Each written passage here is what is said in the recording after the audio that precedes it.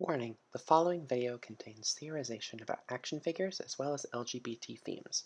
The viewer discretion is advised for viewers under 13. What's up, Starshines? Sylvia-Moonbeam here. Today I'm going to be bringing you a Transformers theory about a prime that isn't known about. Now, for the record, this is not based on anything from the comics, the movies, or any of the TV shows.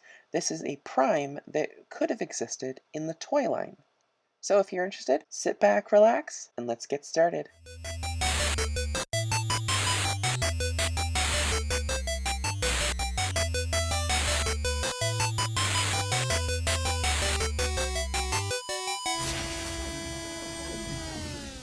As some of you may remember, before the Power of the Primes toy line came out, there was a poll allowing the fans to vote for who would become the next Prime. Choices for this poll included Ultra Magnus, RC, Hound, Shockwave, Megatron, Starsaber, Thunderwing, Optimus Primal, and an unknown evil.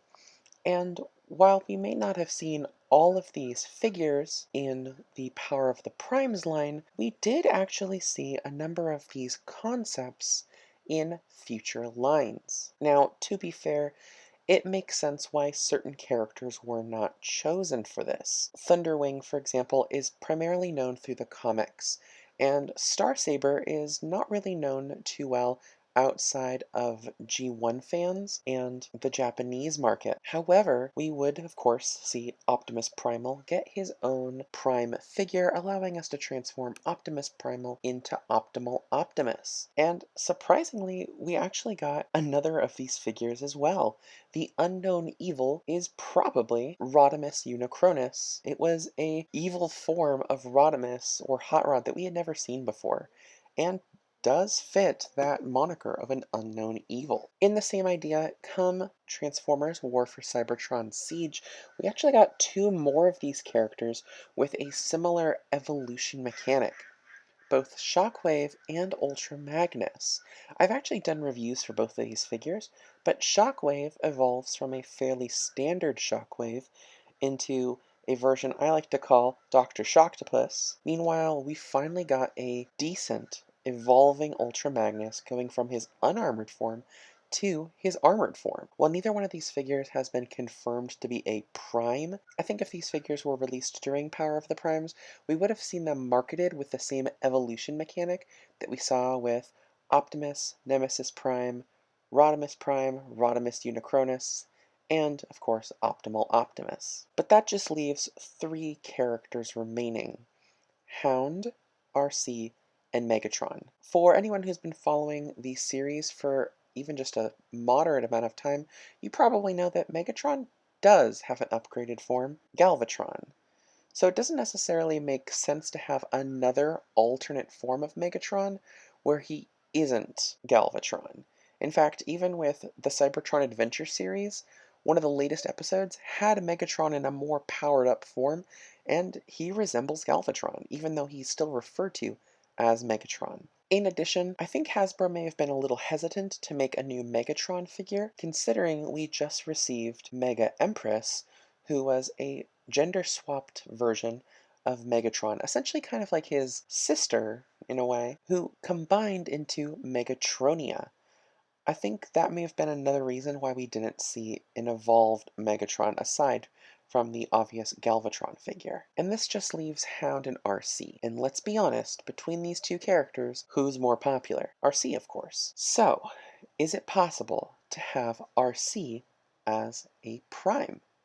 Well, the answer may surprise you. Allspark.com lists an interview with several of the toy designers from the Power of the Primes line, and they even admit that while Optimal Optimus won the poll, people were curious about what would have happened if someone else had won.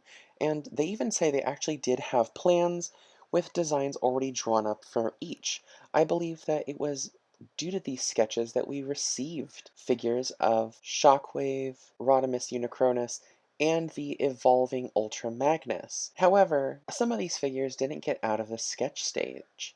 Notably, RC's figure. While Warden, the designer being interviewed, doesn't remember the exact name for RC's prime figure, he remembers it being something similar to Arcana Magnus. Kind of a tongue-in-cheek reference to Ultra Magnus, of course. But my theory today is what would happen if we saw RC become Arcana Magnus?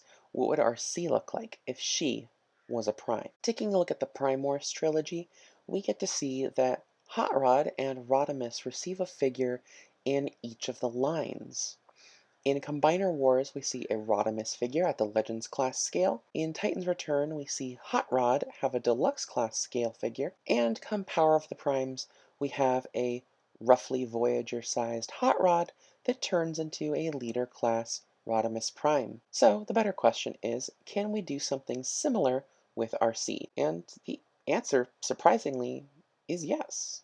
In Titan's Return, we received a Deluxe Class RC that was actually a repaint and minor remold of Blur. However, come Power of the Primes, the figure that we received that bears resemblance to RC was not RC at all, but Elita-One. Now, if Elita-One getting a figure during the Power of the Primes line seems weird to you, it should. Elita-One's design doesn't share very many visual similarities compared to the Elita-One that was currently in IDW comics, and especially since IDW comics were trying to make their comic characters resemble the figures, this is odd. Elita-One's character is fully magenta with no white parts on her and blue accents, and yet we don't see this at all in the Elita-One Voyager class figure. Instead, this visual design we see instead on RC. While RC is a rather controversial figure